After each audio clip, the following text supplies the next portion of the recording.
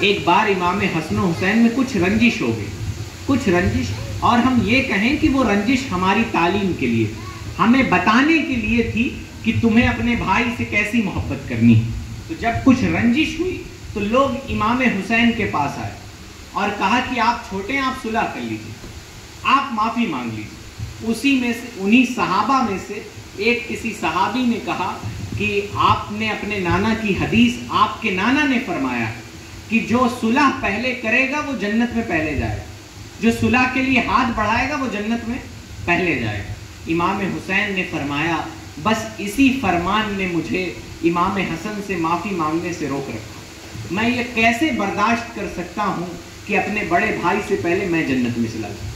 اتنی محبت، آخرت کو لے کر فکر۔ وہ اپنے بھائیوں سے صرف دنیا کی محبت نہیں کرتے تھے، وہ آخرت والی محبت کرتے تھے۔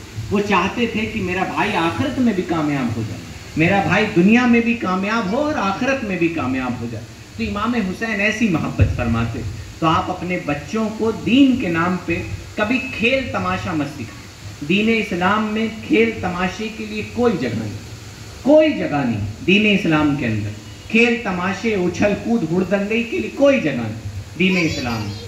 آپ کو فرمایا گیا کہ مسلمان کی مثال اس اونٹ کی طرح ہے جس کی رسی اس کے مالک کے ہاتھ میں ہوتی۔ بتائیے جس اونٹ کی رسی اس کے مالک کے ہاتھ میں ہو وہ دائیں بائیں نہیں جاتا۔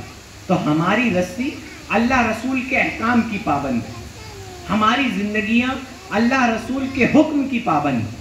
ہمیں ان کے احکام کے مطابق زندگیاں گزارنی، ہمیں اپنی نسلوں کو بتانا ہے کہ ہمیں اللہ رسول سے محبت کرنی ہے، ہمیں ان کی بتائے ہوئے طریقے کے مطابق زندگی گزارنی۔ آپ کو اپنی بچوں کو بتانا ہے، یہ آپ کی ذمہ داری ہے۔ اور آج ہم بتائیں کہ آج ہم یہ محفل سجا کے بیٹھ گئے، بڑی مبارکباد کے لائق ہیں، میری دعائیں ہیں ان کے لیے جنہوں نے جس بھی طرح سے اس محفل کے سجانے میں حصہ لیا۔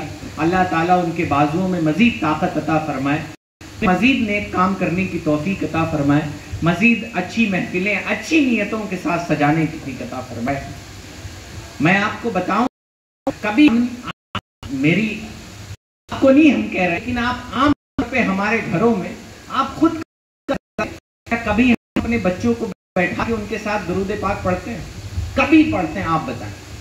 ہم آپ کو کچھ نہیں کہتے، ہم آپ سے سوال بھی نہیں کر رہے، بس آپ خود سے پوچھیں کہ آپ کبھی آپ اگر بھائی ہیں تو آپ نے اپنے چھوٹے بھائیوں کو بیٹھا کے درود پڑھا ہے؟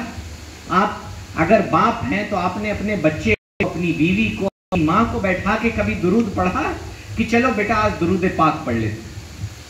کبھی آپ نے درود پاک پڑھا؟ کبھی ہم نے درود پاک پڑھنے چلے؟